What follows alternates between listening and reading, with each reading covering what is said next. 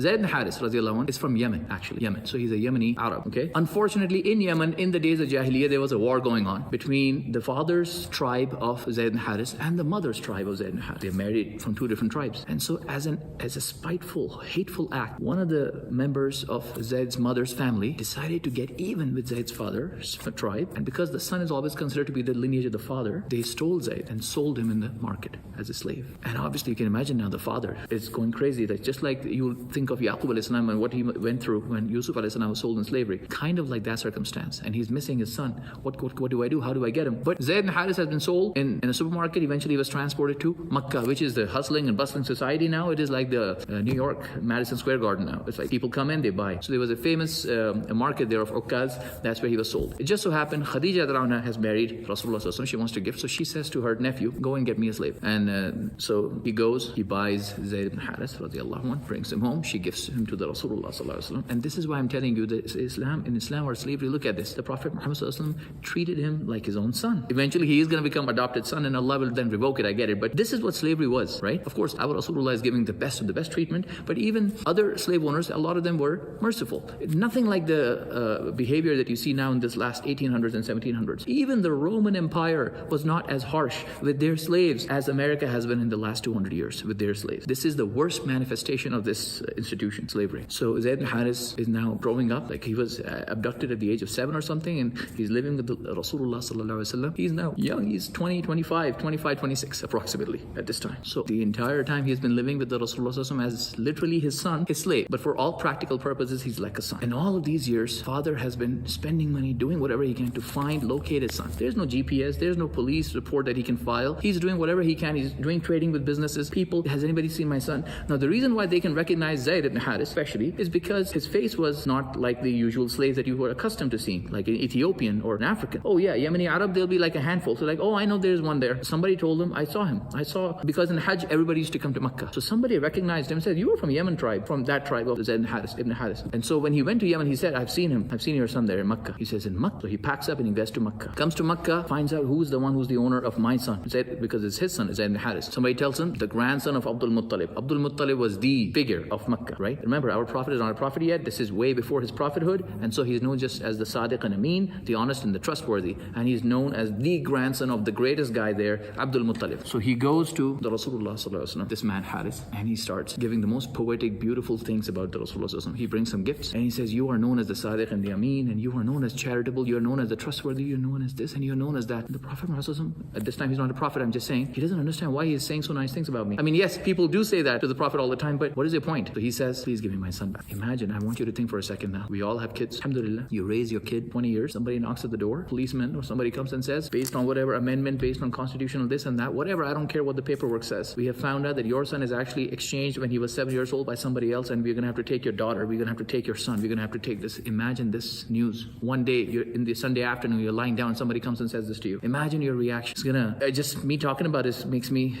think, what am I going to do if somebody ever takes my kid? So the Rasulullah has just been told, give me my son, please. And he knows, yes, this is not my son, obviously, because yes, I've been treating him like a son all my life, but the reality has just hit upon him that yes, he's not my son. He goes to Zayd ibn Haris himself with the face that you can see has been changed. So Zayd ibn Haris knows something is wrong with my dad. He says, what happened? He says, do you recognize those people there? So Ibn Haris came with his brother. So Zayd's uncle is also standing there. He says, do you recognize them? Because what if they're just lying, right? He says, yes, that's my father and that's my uncle. So he recognized it from the age of 7. And we all know when we were 7, we recognized our mom and dad. If he says, oh my God, that's my father, that's my uncle. So seeing Zayd's immediate reaction, oh my God, I recognize my mom and dad. Sorry, my dad and uncle. Now the Prophet Muhammad cannot say, listen, I'm the one who treated you like my son and everything. I don't want you to go. I thought you were going to say, I don't recognize them. But now that you're saying recognize them, now he has this conundrum that he does not want to let him go. But now he just said, oh yeah, that's my uncle and my this. And you have this connection. Whenever you see your father, no matter how many years, people, sometimes in the news, you will see somebody, some homeless guy, it was a big news a couple of years ago. Some homeless guy on the street, he found his mother after 40 years who had abandoned him, astaghfirullah, in a trash can or something. And he still loves and cries and hugs. After 40 years, he's meeting his mother for the first time. That's what happens. Allah has made this love for our parents. So he sees them, and so the Prophet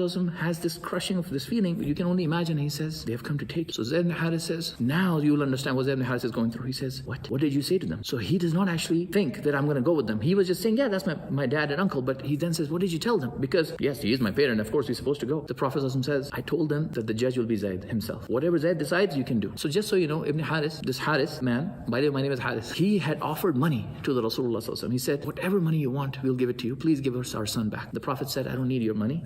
I'll leave it to Zayd. If he wants to go, he can go. He's yours. Because he's yours. That's the truth. So he comes to Zayd and says, that's your parents. You recognize them? He says, yes, that's my dad and uncle. What did you say to them? He says, I told them that it's up to you, whatever you decide. He says, Wallahi, I've decided. I'm going to be with you. He's saying this to the Sadiq and Ameen, the Rasulullah. He says, okay, go and tell them. So he walks up to his own father, who's seeing him after so many years. You can only imagine how much money he must have spent to get to this day.